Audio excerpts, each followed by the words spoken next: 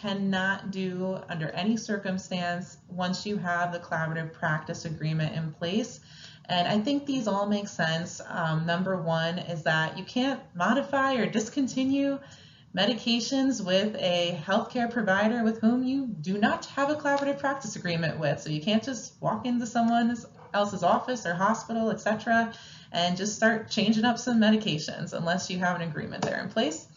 The second is that you can't act as an employee without written approval of the owner from the pharmacy side. So you need to make sure, again, that you actually are a part of the agreement that's in place between a pharmacy or pharmacist and the physician. And then lastly, the physician cannot delegate to the pharmacist to initiate or prescribe any controlled substances at any time.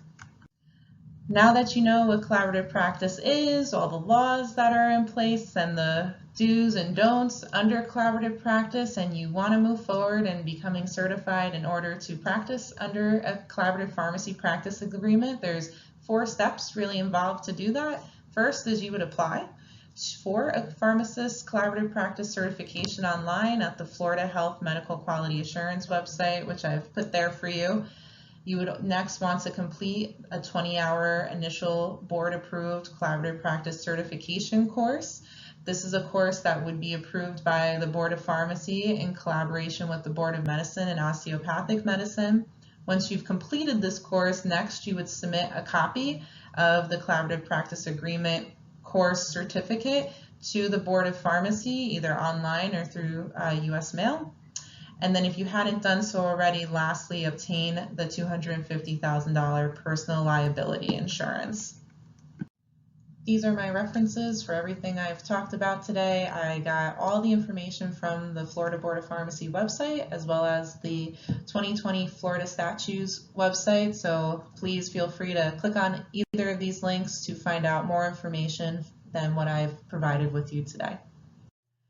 Lastly, I'd like to leave you with some examples of what I do with the physician, nurses, medical assistants, and ancillary staff that I work with at the primary care office. So the services that myself, as well as students and residents that I teach throughout the year at the office, provide are services such as transitions of care management, medication therapy management, chronic care management, chronic disease state management, as well as emphasis on medication adherence for our patients. My patient population is geriatric patients. The average age is 80, so there are a lot of chronic conditions that we are dealing with on a day-to-day basis. And so within those services, the team looks to myself and my students and residents to provide recommendations that have to do with modifications of medications, whether that means initiating new medications, making sure that there's no drug-drug interactions, as well as side effects that we should be looking out for,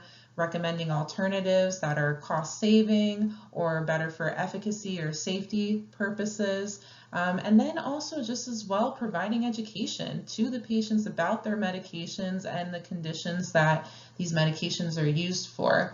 So it's been a really fruitful and great experience that I've had working under collaborative practice, and in return, myself and my students and residents have learned an abundance from the other healthcare team members, not only understanding better what they do, but then therefore putting all the pieces together to make sure that we provide the best optimal care for our patients possible. And with that all said, I'd like to thank you for your time and attention and hope that you have a great rest of your day.